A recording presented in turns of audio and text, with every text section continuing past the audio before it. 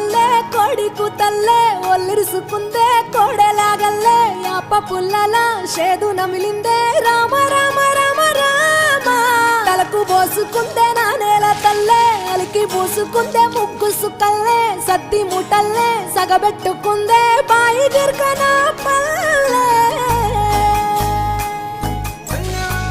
Hi hello Telangana రాష్ట్ర ప్రజలందరికీ నమస్తే. ప్రస్తుతం మనం వరంగల్ జిల్లా పర్వతగిరి మండల్ ఎనుగలు గ్రామంలో. సో మనతో పాటు గ్రామ సర్పంచ్ గారు తొర్రి పద్మ కుమార్ గారు మనతో పాటు ఉన్నారు. సో ఈనాడు గ్రామంలో గ్రామ ప్రజల కోసం ఎన్నో సమస్యలపైన ఫోకస్ చేస్తూ నిత్యం అధికారుల దృష్టికి తీసుకెళ్తూ నేనున్నానంటూ ఒక సర్పంచ్ కాకముందే ఈనాడు ఎన్నో సమస్యలకి అధికారుల దృష్టికి తీసుకెళ్లి గ్రామ ప్రజల కోసం నేనున్నానంటూ దానికి పరిష్కార మార్గంగా ముందుకెళ్లడం జరిగింది. సో నిరుపేదల పక్షాన ఈనాడు ఏ సమస్య వచ్చినా నేనున్నానంటూ సహాయార్థకంగా ఎన్నో కార్యక్రమాల్లో సోషల్ వెల్ఫేర్ యాక్టివిటీస్ లో పాల్గొనడం జరిగింది. సో అది ఉద్దేశిస్తూ ఈనాడు ప్రజలు ఓటు వినియోగించుకొని ప్రజా తీర్పుగా ఈనాడు వారిని సర్పంచ్ గా గెలిపించడం జరిగింది. సో ముందుగా కంగ్రాచులేషన్స్ అక్క గారు. ఈనాడు సర్పంచ్ గా ఒక నార్మల్ నుంచి ఇప్పుడు సర్పంచ్ పద్మ అయినారు. So how you are feeling, ఎట్లా ఉంది ఇప్పుడు? హ్యాపీగా ఉంది. ఎన్ని రోజుల కష్టానికి నా గ్రామ ప్రజలు నాకు పట్టం కట్టి ఈరోజు సర్పంచ్ నన్ను కూర్చోబెట్టినందుకు చాలా సంతోషంగా ఉంది, గర్వంగా.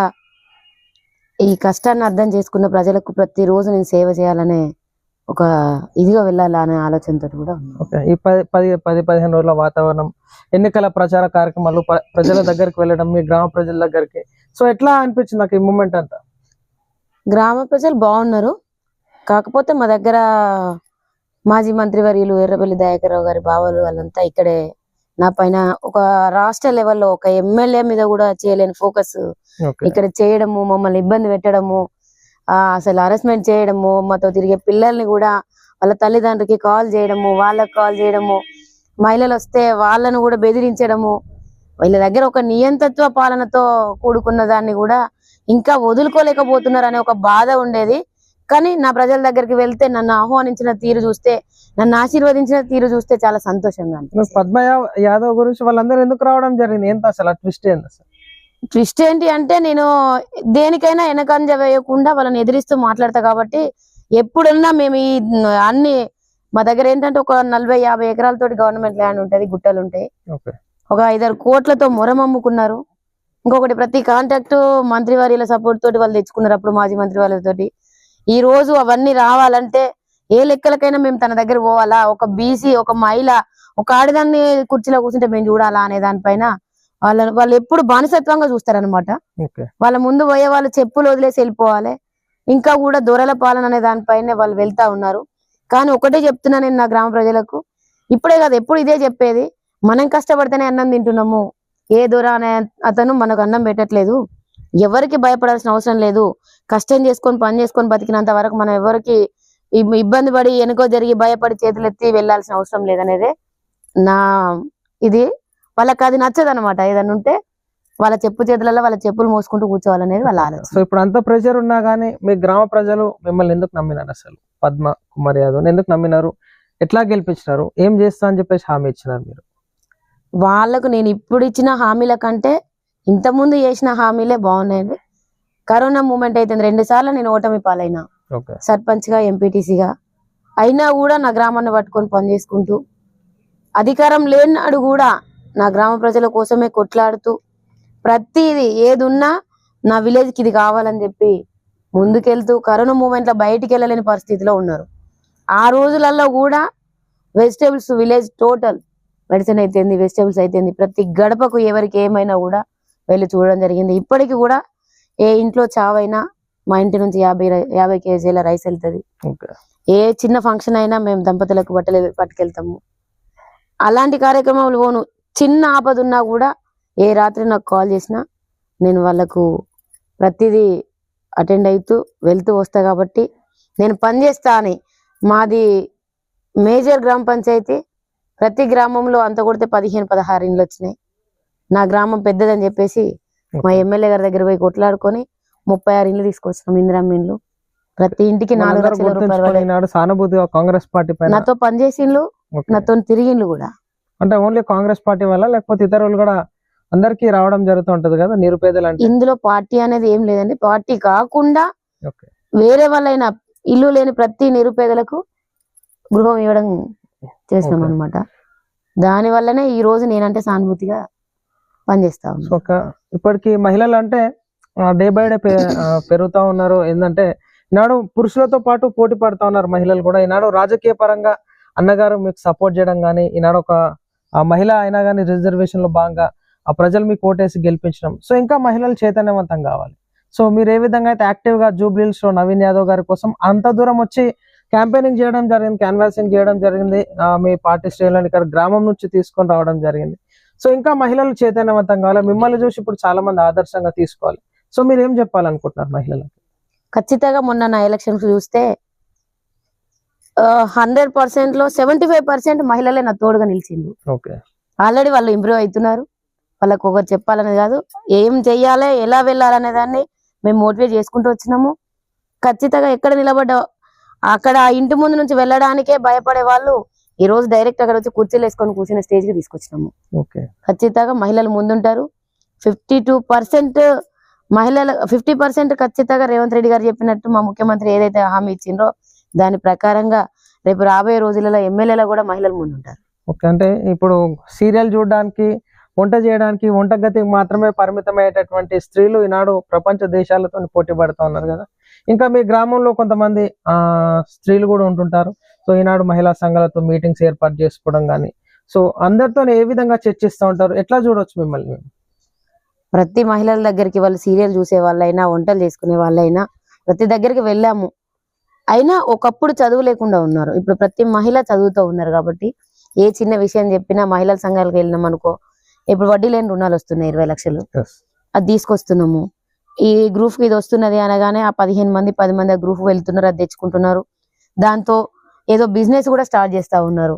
సరే ఇస్తారులు అయితే ఏమున్నది, ప్రతి ఒక్కరు ఒక్కొక్కరు మహిళలే ఇప్పుడు మంచి వాళ్ళ చేతులలో డబ్బులు ఉంటున్నాయి. ఇప్పుడు ఈ రేవంత్ అన్న ఇచ్చిన 20 లక్షలతోనైతే ఇంకా చాలా అంటే చాలా సంతోషంగా ఉన్నారు. ఈ మనకు పెట్రోల్ పంపులు అయితే పెట్రోల్ పంపులు కూడా మహిళలకే ఇచ్చిండ్రు. ఆర్టీసీ బస్సులు, సోలార్లు, ఇంకా కూడా ప్రతి ఒక్కటి మహిళలకు ఇవ్వడానికి మా సీఎం గారు ముందుకు వస్తున్నారు. కాబట్టి మహిళలు చాలా అలర్ట్ గా ఉన్నారు. ఎప్పుడు వెనక అనేది రాకుండా ఇప్పటి నుంచి డైరెక్ట్ 50% కంటే ఇంకా 75% కూడా ముందుకు రావడానికి సిద్ధంగా ఉంది. సో అన్నగారు ఎట్లా అనిపించింది ఈ ఎలక్షన్స్ వాతావరణం కానీ? మీ మిస్సెస్ ఇప్పుడు సర్పంచ్ పద్మ గారు ఇప్పుడు ఎట్లా ఉంది? ఇప్పుడు మీకు ఏం చెప్పాలనుకుంటున్నారు గ్రామ ప్రజలకు? ఎందుకంటే ముఖ్యంగా ఈ గెలుపుకి కారణం మీ పార్టీ శ్రేణులు, గ్రామ యువకులు కానీ, పార్టీ ఉన్నటువంటి కాంగ్రెస్ బలపరిచినటువంటి అభ్యర్థిగా ఉన్నా సరే ప్రతి ఒక్కరు మిమ్మల్ని చూసి గమనించి గెలిపించడం జరిగింది. మీరు ఏం చెప్పాలనుకుంటున్నారు మీ గ్రామ ప్రజలకి? వాళ్ళందరికీ ఎప్పుడు నడిపిస్తాం. ఇంకా అంటే ఇంతకే ఈనాడు ఏదైతే రైతు రుణమాఫీ జరిగింది కాబట్టి ఆ రైతులు గుర్తించుకున్నారు, ఇందిరా మిల్లులు రావడంతో ఆ మహిళలు గుర్తించుకున్నారు, అదే విధంగా 200 యూనిట్ల ఉచిత కరెంట్ వచ్చింది, ఆ నిరుపేద మహిళలు గుర్తించుకున్నారు. తిరిగి చెప్పులు అరిగిపోయినా కానీ వైట్ రేషన్ కార్డ్స్ రాలే, ఆ ప్రజలందరూ గుర్తించుకొని సానుభూతిగా ఈనాడు మీకు ఓట్లేసి కాంగ్రెస్ పార్టీకి గెలిపించడం జరిగింది. ఎట్లా చూస్తున్నారు దీన్ని? బాగా చూస్తున్నాం, బాగుంది. ఇప్పుడు వచ్చే 200 యూనిట్లు అనేదే కాకుండా ఇంకా కూడా మా గ్రామానికి అయితే మేము ఒక మాట ఇచ్చినాము. వర్షాలు వస్తే ఇండ్లలోకి వాటర్ పోయి బోర్ల కానుంచి కొట్టుకుపోయిన రోజులు ఉన్నాయి. అలాంటి ఏరియాలకు పోయి మేము వంటలు చేసి రైస్ పంపిణీ చేసుకుంటూ వస్తున్నాము. దాన్ని మాత్రం మేజర్ గా మేము ముఖ్యంగా మీరు ప్రచారానికి వెళ్ళినప్పుడు ఏం హామీలు ఇవ్వడం జరిగింది? ఎందుకంటే ఈనాడు పబ్లిక్ జనాభా పెరుగుతూ ఉంటారు. సో ఉన్నటువంటి మౌలిక వసతులు కావాలని చెప్పేసి కోరుకుంటూ ఉంటారు. అండర్ గ్రౌండ్ డ్రైనేజ్ అయితేనేమి, డ్రింకింగ్ వాటర్ ఫెసిలిటీస్ అయితేనేమి, సో ప్రతి ఒక్కరు ఒక ఇష్యూస్ చెప్పడం జరుగుతుంది. సో మీరు మేజర్ గా ఏం చేయాలనుకుంటున్నారు? గ్రామంలో ఏ విధంగా ముద్రేసుకోవాలనుకుంటున్నారు? మేజర్ గా మా విలేజ్ ని మండల్ చేయాలనుకుంటున్నాము. ఆ తర్వాత మా దగ్గర ఒక అలవాటు ఉంది, అది దాన్ని అండర్ గ్రౌండ్ నుంచి వాటర్ బయటికి వెళ్ళే విధంగా అది చేయాలి. దాన్ని ఒక పైనకి ఒక 3 ఫీట్ల హైట్ తోటి చేస్తామని చెప్పి వాళ్ళకి మాట ఇచ్చినాము. ఇంకొకటి వాళ్ళకి ఇందిరమ్మ ఇండ్లు కూడా ఈ పెంకుటిన్లు ఎక్కడ కనబడకుండా ఏనుగల్లో ఇందిరమ్మ అనే పేరుతో కనబడే విధంగానే మేము పనిచేయడానికి చేస్తామని కూడా చెప్పినాము. అది ఎంతవరకైనా ఎన్ని ఇండ్లైనా పర్వాలేదు, సీఎం దగ్గరికైనా ఎమ్మెల్యే గారి దగ్గరికైనా వెళ్ళి కొట్లాడి తెచ్చుకొస్తాం. మండల్ అయితే ముఖ్యంగా మా ఎమ్మెల్యే గారి దగ్గర కూడా వెళ్ళినాము, అక్కడ మాకు మాట ఇవ్వడం జరిగింది.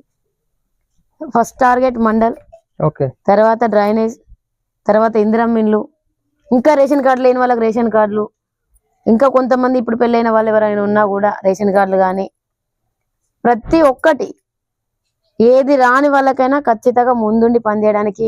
కొన్ని గల్లీలలో కొన్ని సీసీ రోడ్స్ లేవు, అవి కూడా చేయడానికి సిద్ధంగా ఉన్నాం. అవి మాట ఇచ్చినాం. ఇంకొక 2 years లోపు ఖచ్చితంగా మేము ఒప్పుకున్న హామీలు పనిచేసి తీరుతాం. ఇంకా ముఖ్యంగా అంటే మిమ్మల్ని గమనించి ఇక్కడ ప్రజలు ఎన్నుకొని గెలిపించడం జరిగింది ఓటు హక్కును వినియోగించుకొని. సో ఈనాడు చాలా గ్రామాలలో డబ్బుతో కూడుకున్నటువంటి రాజకీయాలు మనం చూస్తూ ఉంటుంటాం. సో ఈనాడు డబ్బులు ఉంటేనే రాజకీయంలోకి పాల్గొనాలి. సో ఒక మంచి గుణవంతుడైనటువంటి రాజకీయ నాయకుడు రాలేకపోతున్నాడు ఈ డబ్బుల వ్యవహారంతో. సో ఇది ఏ విధంగా మార్పు ఉంటే బాగుంటుందని చెప్పేసి మీరు అనుకుంటాను?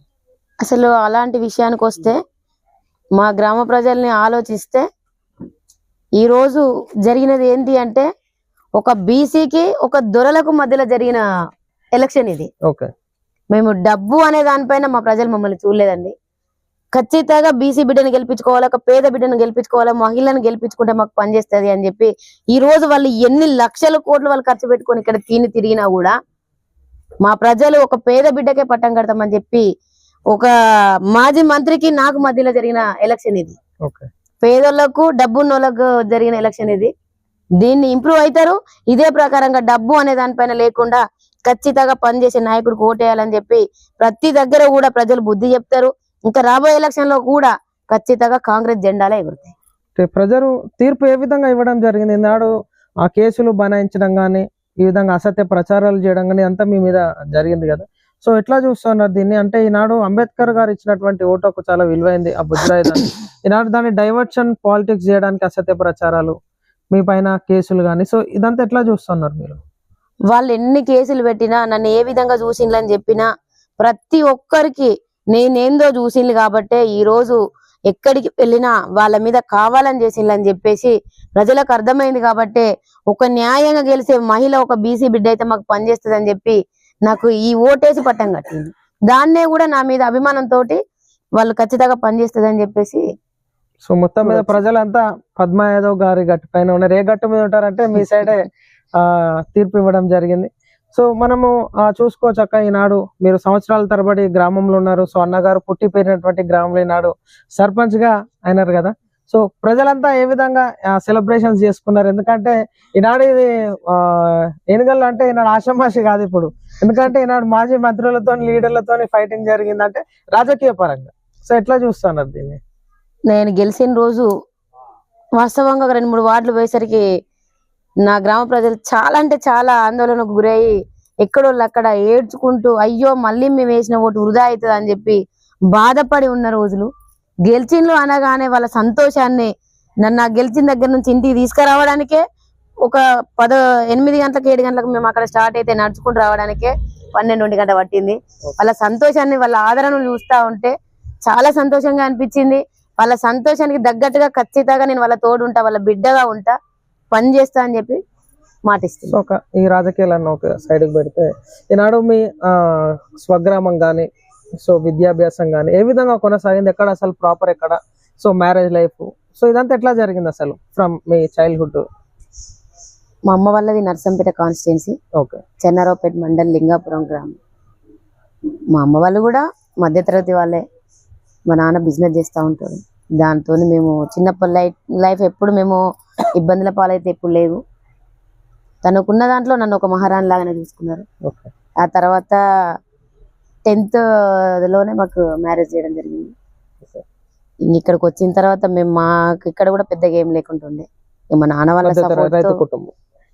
వాళ్ళ సపోర్ట్ తో ఇక్కడ ఈ స్టేజ్ నిలబడ్డాము, ఈ రోజు ఉన్నాము అంటే మా నాన్న తర్వాత మా మామ వాళ్ళ వల్లనే ఈ రోజు మేము నిలబడగలుగుతాం. అసలు ముఖ్యంగా పాలిటిక్స్ వైపు ఎందుకు డైవర్ట్ కావడం జరిగింది? ఎందుకంటే చాలా మంది ఉంటారు నాకెందుకులే, చేసే వాళ్ళు చేస్తారు.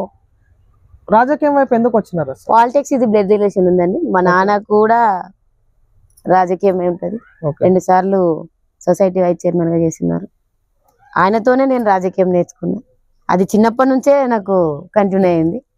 దాన్ని ఇక్కడికి వచ్చిన తర్వాత ఎక్కువ చేయడం జరిగింది అంతే. తన సపోర్ట్ ఎట్లా ఉంది? మీ హస్బెండ్ బాగుంటుంది. ఓకే. అంటే ఏ విధంగా ప్రోత్సహించడం? ఎందుకంటే ఈనాడు ఒక మహిళను రాజకీయంలోకి పంపించాలంటే ఈనాడు ఒక ఉద్యోగాలకు పంపించాలంటేనే ఎందుకు లేదు, నేను ఉన్నాను, నేను చూసుకుంటాలే అంటే ఎంకరేజ్మెంట్ ఉండదు ముఖ్యంగా. సో మీకు ఏ విధంగా లభించింది? అలాంటిది ఏముండదండి, వెళ్ళొద్దు అనేది అయితే ఇప్పుడు అనలేదు నన్ను. నేను రాజకీయానికి వెళ్తా ఉంటే సపోర్ట్ గా చేస్తూ ఉంటాడు, ఎక్కడున్నా కూడా ప్రతి పనికి నేను ముందెళ్తా ఉంటే వద్దు అనేది అయితే ఏ రోజు అనలేదు. నాకు వెన్నంటూ ఉంటూ మేము ప్రజలకు కలిసి వెళ్ళి పని చేసుకుంటూ వస్తాం. ముఖ్యంగా మన చిన్నప్పుడు మన తల్లిదండ్రులు మనం గైడ్ చేస్తూ ఉంటారు అక్క. ఏదున్నా సరే ఈనాడు మొదట గురువులు వాళ్ళే మనకి, ఈనాడు స్కూల్కి వెళ్ళక ముందు వాళ్ళే మనకి క్రమశిక్షణ ఏదున్నా నేర్పిస్తూ ఉంటారు. సో మీ పేరెంట్స్ ఏ విధంగా చెప్పడం జరిగింది మీకు? ఎందుకంటే సొసైటీలో మంచి లైఫ్ ని లీడ్ చేయాలి, గౌరవప్రదంగా మనకు ఉండాలి, 10 మందికి ఒక ఆదర్శప్రాయంగా ఉండాలని చెప్పేసి చెప్తూ ఉంటారు. సో మీ పేరెంట్స్ ఎట్లా? మా అమ్మ నాన్న వాళ్ళు చెప్పిన దాని ప్రకారంగానే ఈ రోజు ఈ నలుగురిని పిలిచి అన్నం పెట్టడానికి కూడా నాకు వాళ్ళు ఇచ్చిన విద్యా బుద్ధి మాత్రమే. మా నాన్న చెప్తా ఉండేది, ఏది ఏమైనా ఎక్కడున్నా ఫస్ట్ రాగానే మందలు వేయడం నేర్చుకోవాలి బిడ్డ అని చెప్పేది. తిన్నవా అని చెప్పి అడగాలనేది. ఆ రోజులలో టీలు అంటే పెద్ద ఇది తెలియదు, కాకపోతే వాటర్ అయినా ఇయ్యాలని చెప్పనేది. అదే ప్రకారంగా వాళ్ళు చెప్పిన దాని ప్రకారము మేము చిన్నప్పటి నుంచి అదే లైఫ్ నుంచి పనిచేసుకుంటూ వస్తున్నాం. వాళ్ళు చేసిన దాని పన్నే మేము ఇక్కడ కూడా, మేమంటే ఏంది, మేము ఊర్లో ఎవరం అనేది తెలుసుకోవడానికి కూడా వాళ్ళు ఇచ్చిన బుద్ధితోనే ఇంత ఇది చేయడం జరుగుతుంది. ఓకే, మీరు చదువుకున్నారు. ఇప్పుడు మీ గ్రామంలో కూడా ఇప్పుడు అక్కడ కావచ్చు, మీరు చదువుకున్నటువంటి స్కూల్లో కూడా గురువులు గుర్తొస్తూ ఉంటారు. సో ఇక్కడ మీరు ఇప్పుడు సర్పంచ్ గా ఉన్నారు. సో విద్యార్థులకి చదువు చాలా ఇంపార్టెంట్ ఉంటుంది. సో స్కూల్స్ డెవలప్మెంట్ చేయాలి. ఈనాడు గ్రామానికి ఒక ప్రథమ పౌరురాలిగా మీపైన కర్త కర్మ క్రియ ఏదో బరువు బాధ్యతలు కానీ సాధక బాధలు అన్ని మీ మీద డిపెండ్ అయి ఉంటాయి. సో ఎట్లా చూడాలనుకుంటున్నారు మీ గ్రామాన్ని? ఎందుకంటే ఫస్ట్ మాది మండల్ కావాలి. మండల్ అయిన తర్వాత మా మండల్లో 50 పడకల హాస్పిటల్ తీసుకురావాలి. ఎందుకంటే మాకు వరంగల్ 25 కిలోమీటర్లు వస్తా ఉన్నది, వెళ్ళడానికి చాలా ఇబ్బంది పడుతున్నారు. మా దగ్గరే ఉంటే కొంచెం సర్దు మనిగేంత వరదానిక మా దగ్గర స్పెషల్ డాక్టర్స్ ఉంటారు కదా, అదొకటి ఉంది. నెక్స్ట్ ఒక మంచి స్కూల్, ఇప్పుడు ఆల్రెడీ జెడ్పీఎస్ఎస్ ఉంది, దాని తర్వాత మళ్ళీ ఒక మంచి స్కూల్ తీసుకొచ్చి పిల్లల్ని బయట హాస్టల్లకు కాకుండా మా దగ్గరనే హాస్టల్స్ పెట్టించి ఒక మంచి పొజిషన్ లో ఉంచాలి మా విలేజ్ అనేది. ఇంకొకటి ఇప్పుడు రైతు ఒకటి సొసైటీ ఉంది మాకు, దాన్ని కూడా ఇంతకుముందు ఇప్పుడు చౌటపల్లికి మాకు లింక్ ఉంది. అది ఇంతకుముందు ఇక్కడే ఉండే, దాన్ని మాజీ మంత్రి వారి వాళ్ళనే మళ్ళీ చౌటపల్లికి పంపించిండ్రు. మా గ్రామానికి మాకు సొంతంగా కూడా తెచ్చుకోవడానికి ఇప్పుడు సిద్ధంగా ఉంది. సో ఈ రైతులంతా ఎట్లా గుర్తించినారు? కాంగ్రెస్ పార్టీ బలపరిచినటువంటి అభ్యర్థి మీరు. ఈనాడు పార్టీలకు అతీతంగా మీకు కూడా ఓట్లేసి ప్రజలు గెలిపించుంటారు ఆ సానుభూతి పరంగా. ఈనాడు రైతులకి ఏంటంటే 1 లక్ష రూపాయలు, 1,50,000, 2 లక్షల వరకు రుణమాఫీ జరిగింది. సో కొన్ని టెక్నికల్ ఇష్యూస్ వల్ల కొన్ని కాలేదు, ఎలక్షన్స్ కూడా ఉంది. సో వాళ్ళంతా ఖచ్చితంగా ఈనాడు ఆ సంక్షేమ పథకాన్ని గుర్తుపెట్టుకున్నారంటారు. ప్రతి రైతు గుర్తుపెట్టుకున్నారు. ప్రతి రైతుకు కాంట పెట్టిన తర్వాత 3వ రోజు 4వ రోజు బోనస్లు 500 రూపాయలు 500 రూపాయలు పడ్డాయి. ఒక్కొక్క రైతుకు కనీసం 1,00,000 లేదంటే 60,000 వరకైనా పడ్డాయి, అంతకంటే తగ్గలేదు. అదొకటి అయింది, రైతు రుణమాఫీ ఒకటి అయింది. ఈ ఉచిత కరెంట్ అయితే ఏముంది, ప్రతి ఒక్కటి రైతులైతే ఖచ్చితంగా కాంగ్రెస్ పార్టీని గుర్తుపెట్టుకున్నారు. అప్పుడు కేసీఆర్ దొడ్డు బియ్యం బండియమని చెప్పిండు, ఇలా రేవంత్ రెడ్డి సన్న బియ్యం బండియమని చెప్పిండు. పేదోళ్ళు సన్నయ్యే తింటున్నారు, ఉన్నోళ్ళు సన్నయ్యే తింటున్నారు. పేదోళ్ళు సన్నయ్య తినాలంటే వెతుక్కునేది పాపం 60 రూపాయలకి కేజీ కొనలేక. ఈ రోజు రేషన్ డీలర్ల ద్వారా రేవంత్ రెడ్డి గారు ఇచ్చే సన్న బియ్యాన్ని చూస్తా ఉంటే మేనిఫెస్టోలో తను పెట్టని దాన్ని ఈ రోజు ఇచ్చి ప్రతి రైతుకి, ప్రతి పేద బిడ్డకు కూడా ఇదే సన్న బియ్యం తినాలని చెప్పి ఇస్తున్నాడు. కాబట్టి ప్రతి ఒక్కరు రైతులు ఖచ్చితంగా మమ్మల్ని ఆశీర్వదించారు కాబట్టి ఈ రోజు ఈ స్టేజ్ లో ఉన్నాం. సో మనము చూసుకోవచ్చు, కంటోన్మెంట్ లో ఏదైతే గణేష్ గారు ఓడిపోతారని చెప్పేసి అక్కడ అసత్య ప్రచారాలు చేయడం జరిగింది. అక్కడ మనం చూడొచ్చు గణేష్ గారు గెలవడం జరిగింది కంటోన్మెంట్ లో. జూబ్లీహిల్స్ బై ఎలక్షన్స్ లో మాగంటి గోపీనాథ్ గారు చనిపోతే నవీన్ యాదవ్ గారు గెలవరు, ఈనాడు ప్రజల తీర్పు ఉంటుందని చెప్పేసి కేసీఆర్ హరీష్ రావు గారు చెప్పడం జరిగింది. సో అక్కడ హాఫ్ ఇయర్లీ ఎగ్జామ్స్ లో అక్కడ పాస్ అవ్వడం జరిగింది. సో దాని తర్వాత స్థానిక సంస్థల ఎలక్షన్స్ లో ప్రజలు గుణపాఠం చెప్తారు, ఇది జరిగిపోయింది అన్నారు. 60 నుంచి 70% పైగా ఈనాడు తెలంగాణ రాష్ట్రంలో ప్రజా తీర్పు ఇవ్వడం జరిగింది. ఎట్లా చూస్తున్నారు దీన్ని? అదే రోజు చెప్పినానండి, మాగంటి గోపీనాథ్ భార్య ఆ రోజు ఎలక్షన్ దగ్గర రచ్చ చేస్తా ఉంటేనే నేను మీడియా ముఖంగా చెప్పినాను, ఖచ్చితంగా 25,000 నుంచి 30,000 మధ్యలో మేము మా నవీన్ యాదవ్ గెలుస్తున్నాడని చెప్పినాము. ఎందుకంటే వాళ్ళు చెప్పే ఈ బూటకు ప్రచారాలు, వాళ్ళు చెయ్యంది చేసినట్టు చూపించేది ప్రజలు ప్రతి ఒక్కటి గమనిస్తా ఉన్నారు కదా. ఆ రోజు వాళ్ళు చెప్పింది ఏంది, చేసింది ఏంది, 10 సంవత్సరాలు వాళ్ళే ఉన్నారు. ఆ మురుకు నీళ్ళ నా చెత్తలు మీకు చూపించినాం మేము అక్కడ కూడా. మరి ఇప్పుడు ఆ 10 సంవత్సరాలు ఉన్న రోజు చెయ్యండి, ఈ 2 సంవత్సరాలన్నర అధికార పార్టీ మాదున్న తర్వాత వాళ్ళు చేస్తారనే నమ్మకం ఏముంది? దానికి ఖచ్చితంగా జూబ్లీహిల్స్ లో పట్టం కడతారని చెప్పినాము, అదే ప్రకారంగా వచ్చింది. మా ఎలక్షన్ లో కూడా 75% వస్తాం మేమే అని చెప్పినాము, ఖచ్చితంగా అదే జరిగింది. రేపు రాబోయే మున్సిపల్ ఎలక్షన్ లో కూడా వాళ్ళకు 25% కూడా మిగిలనియకుండా ఈ సర్పంచ్లుగా వెళ్ళి కూడా మేము ప్రతి దగ్గర ప్రచారం చేస్తాము, ఖచ్చితంగా 75% మళ్ళీ తెచ్చుకుంటాము. నెక్స్ట్ వచ్చే ఎంపీటీసీ జెడ్పీటీసీ కూడా గుండు సున్నా చేస్తాను మా సీఎం గారు చెప్తున్నారో ఆయన మాట ప్రకారంగా ఖచ్చితంగా ఆయన వెంటుండి మేము ఒక పాలకుల్లాగా కాకుండా ఒక సేవకుల్లాగా కాంగ్రెస్ పార్టీకి పట్టం కట్టి వాళ్ళకి గిఫ్ట్ గా ఇస్తామని మాటిస్తాం. మీరు ఇట్లా చేస్తే మరి ఇప్పుడు కేసీఆర్ పరిస్థితి ఏమవ్వాలనుకుంటున్నారు? ఎందుకంటే ఇప్పటికే కేసీఆర్ గారు ఫామ్ హౌస్ కే పరిమితమైనారు, మీరేమో గుండు సున్నా అంటున్నారు. మరి కాక పరిస్థితి ఎట్లా కావాలనుకుంటున్నారు మీరు? కాక ఆల్రెడీ ఎప్పుడో ఫామ్ హౌస్ కు పర్మిట్ అయింది కదా, ఇంకెందుకు చేతగానే పరిపాలన చేయడము, ఇంకా జనాన్ని ముంచడము, దోసుక తిన్నది సరిపోలేదా? ఇంకా పేద ప్రజలను ముంచుకుంటా తినుకుంటా తన కొడుకు ఏదో మాట్లాడుతూ ఉంటాడు. అసలు రాజ్కోట్ లో బ్రోకరే వాళ్ళు అయ్యాని తెలుసు కదా. రేవంత్ రెడ్డి గారిని మాట్లాడడం కొంచెం సిగ్గుచేట అనిపించాలి. నిజంగా కూడా ఆయనకు రాజకీయం తెలియదు కదా. పైలట్ లో దిగిండరు, ఇక్కడ మంత్రి అయిండు, ఎందుకంటే అయ్యా అనే పేరు చెప్పుకొని. కానీ రేవంత్ రెడ్డి అట్లా రాలే కదా. ఒక జెడ్పీటీసీ పొజిషన్ నుంచి, ఒక పేదింటి నుంచి, ఒక రైతు బిడ్డలాగా కష్టపడి ప్రతి నాయకుని ఎట్లుంటది, ప్రతి ప్రజలు ఎట్లుంటారు, పేదోళ్ళు ఎట్లుంటారు అనే విధంగా తన కష్ట సుఖాలను చూసుకుంటూ వచ్చిండు కాబట్టి ప్రజాపాలన తీసుకొచ్చిండు. ఈ రోజు ఒక ముఖ్యమంత్రి స్టేజ్ లో ఆయన 52 సంవత్సరాలకే స్టేజ్ కూర్చున్నాడు, ఆ సీఎం స్టేజ్ లో కూర్చున్నాడు. కానీ నిజంగా కూడా కేసీఆర్ ఇప్పుడు మాట్లాడుతూ ఉన్నాడు, సిగ్గు ఉండాలి కేసీఆర్ కు కొంచెం. నువ్వు చేసిన అభివృద్ధి పనులేంది, నువ్వు ఇచ్చిన డబుల్ బెడ్రూమ్లు ఏవి, నువ్వు ఇచ్చిన 3 ఎకరాల భూమి ఏది, దళితునికి 10 లక్షలు ఇస్తా అన్నావు కదా, ఉద్యోగాలు ఇస్తా అన్నావు కదా, మా రేవంత్ రెడ్డి వచ్చిన తర్వాత ఇచ్చిండ్రు కదా. మీరు ఇచ్చినవి చూపించి మీరు రాజకీయాలకు రండి, మీరు ఇచ్చిన ఇండ్లు చూపించి రండి. ఈ రోజు మేము ఇచ్చిన చూపించుకొని వస్తాం. లేదు అంటే ఫామ్ హౌస్ లో పక్కేసుకొని తట్టబుట్ట చదువుకొని అమెరికా కొడుకుపోవాలి, అయ్యా ఫామ్ హౌస్ లో పండుకోవాలి. ఇప్పుడు మరలా MPTC elections, ZPTC MPP elections జరగబోతున్నాయి. సో బాకీ కాడని తీసుకొచ్చి ఈనాడు బీఆర్ఎస్ వాళ్ళు అయితే మహిళలకి 2500 అని చెప్పేసి తులం బంగారం ఇవ్వలేదని చెప్పేసి 2 పట్టుకొని తిరుగుతా ఉన్నారు. సో మేము డైరెక్ట్ కూడా ఆ క్వశ్చన్ చేయడం జరిగింది రేవంత్ రెడ్డి గారికి ప్రెస్ మీట్ లో కూర్చున్నప్పుడు. కానీ వాళ్ళు చేసినటువంటి అప్పుల కారణంగా నేను కట్టుకుంటూ వస్తాను, సో ఖచ్చితంగా ఈనాడు ఎక్కడ సమస్యలున్నా నేను ఏది ఇచ్చినటువంటి మాట నెరవేరుస్తాను. సో దీన్ని మీరు ప్రజలకు ఏం చెప్పాలనుకుంటున్నారు? ఖచ్చితంగా ఇంకా 3 సంవత్సరాల పాలన మాది.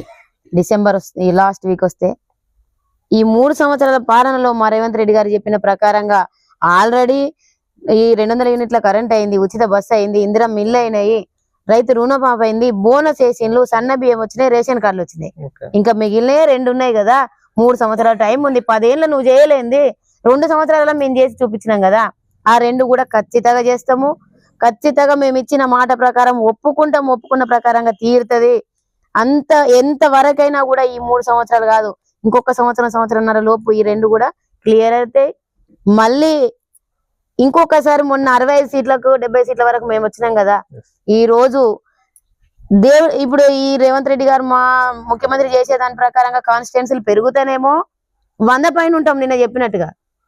లేదు అంటే మాత్రం వాళ్ళకి 5 సీట్లు దక్కడం కూడా ఇబ్బందికరంగానే ప్రజలు పట్టం కడతారు. ఎందుకంటే ఇంత ముందు కూడా గుండు సున్నా చేసి ఇంట్లో కూర్చోబెట్టిన సిగ్గొస్తలేదు. ఇంకా కూడా మళ్ళీ మేమేదో చేస్తాం, మేమేమో ఓడిస్తాం, మేమేమో బిక్తాం ఇక్కడికి అని చెప్పి మాట్లాడుతూ ఉన్నారు.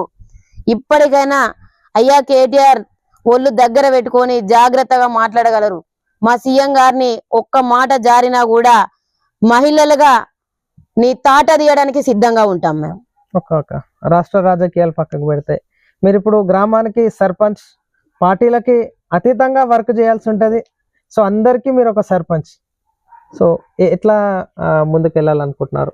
ఎందుకంటే ఈనాడు కాంగ్రెస్ పార్టీ బలపరిచిన కొంత అసత్య ప్రచారాలు కాంగ్రెస్ వాళ్ళు అంటారు. కానీ ఇప్పుడు సర్పంచ్ గా మీరు గ్రామ ప్రజలందరికీ సర్పంచ్, మీరు ఏం చేయాలనుకుంటున్నారు, ఏం చెప్పాలనుకుంటున్నారు?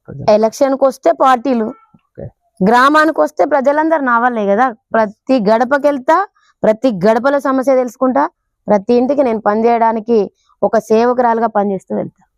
ఒక సర్పంచ్ గా ఏ విధంగా ఎథిక్స్, రాజకీయ విలువలు ఏ విధంగా వర్క్ చేయాలి? ఎందుకంటే చాలా మంది సర్పంచ్లు గెలిచాక పని చేయకపోవడం, సిటీలలో ఉండడం, ప్రజలను పట్టించుకోకపోవడం, డబ్బు ఎర్రగా వేసేసి గెలిచినటువంటి సర్పంచ్లు చాలా మందిని చూసినాం, పట్టించుకోలేనటువంటి పరిస్థితులు. సో యాజ్ ఎ సర్పంచ్ గా ఎట్లుండాలి, రాజకీయ విలువలు, ఎథిక్స్ ఎట్లా ఫాలో కావాలి? సర్పంచ్ గా విలేజ్ లో మేము పని చేసుకోవడానికి గ్రామాన్ని అభివృద్ధి చేసుకుంటూ ప్రజల్లో మమేకమై ఏ ఇబ్బంది ఉన్నా ప్రతి ఇంటికి వెళ్తూ మేము పనిచేస్తాము. అదే ప్రకారంగా మాటిచ్చినాము, ఇప్పుడు కూడా అదే ప్రకారంగా వెళ్తాము. పర్సనల్ గొడవలు ఏది ఉన్నా మేము అలాంటి దానికి వెళ్లకుండా జనాలలో ఉంటూ జనానికి పని చేసుకుంటూ వెళ్తాం తప్ప అక్కడ రాజకీయ పరంగా నేను లీడర్ను అని చెప్పుకొని మాత్రం ఏ రోజు తిరగాలి, ఇప్పుడు కూడా తిరగాలి. ఓకే, 10 సంవత్సరాల బీఆర్ఎస్ పరిపాలనతో పోల్చుకుంటే ఈ 2.5 years కాంగ్రెస్ పరిపాలన రెండింటికి డిఫరెన్స్ ఎట్లా ఉంది? 10 సంవత్సరాలు బ్రిటిష్ పాలనలో ఉండి ఉండి ఉండి చాలా ఇబ్బందుల పాలైనారు. ఏ పేద ప్రజల దగ్గరికి వెళ్ళి మాట్లాడినా కూడా బయటికి వెళ్తే ఏం మాట్లాడతారో ఏం జరుగుద్దో అనే భయాందోళనలో ఉన్నారు. ఈ రోజు ప్రజాపాలన వచ్చిన తర్వాత ప్రతి ఒక్క రైతులైతేంది ప్రతి ఒక్కరు మమ్మల్ని సమస్యలు కూడా ప్రతిదీ ఇది ఉన్నదని చెప్పడానికి ముందు వస్తున్నారు. అదే 10 సంవత్సరాల దాంట్లో ప్రతి ఒక్కరిని నువ్వేం మాట్లాడినా కేసే, నేనేం మాట్లాడినా కేసే, అలాంటి అరాచక పాలన చేసిండ్రు. ఈ రోజు కాంగ్రెస్ ప్రభుత్వం వచ్చిన తర్వాత ప్రతి ఒక్కరికి నిజంగా కూడా అసలు మేము ఒక జైలు నుంచి విడుదలైనాం అనే దాని ప్రకారంగా ఉన్నారు. ఇప్పుడు కూడా అదే ప్రకారంగా జనాల్ని ఉంచుతాము. ఖచ్చితంగా ఇప్పుడు ఏదైతే ఒప్పుకొని మేము మేనిఫెస్టోలో మేము ఈ డ్రైనేజీలైనా సీసీ రోడ్లైనా ఇంకా స్కూల్స్ అయినా మండలైనా ఏదైతే హామీలు ఇచ్చుకుంటూ వచ్చినామో దానికి ముందుండి పనిచేస్తూ మా ఏనుగల గ్రామాన్ని కూడా ఖచ్చితంగా అభివృద్ధి చేసుకునే దిశగా వెళ్తాం. సో ముఖ్యంగా మీ ఎమ్మెల్యే గారి గురించి చెప్పాలంటే ఒక మాటలో ఏం చెప్పాలనుకుంటున్నారు? ఏ విధంగా సపోర్ట్ కానీ సమస్యల పైన వెళ్తే స్పందించడం కానీ ఎట్లా ఉంది? అసలు చాలా బాగుంటారు మా ఎమ్మెల్యే గారు. అన్న నేను ఈ విషయంగా వచ్చినా అని చెప్పి అనగానే డైరెక్ట్ పిలుస్తారు, కూర్చోబెట్టి మాట్లాడతారు. అన్న ఇది కావాలి మాకు అని అంటే ఖచ్చితంగా మిగతా విలేజ్లు తెలియదు కానీ మా విలేజ్కి అయితే ఖచ్చితంగా నేను వెళ్ళినా అంటే మాత్రం ఆ పని చేసి తీరుతాను. ఓకే, ముఖ్యమంత్రి రేవంత్ రెడ్డి గారి పైన మీ ఉద్దేశం ఏంటి?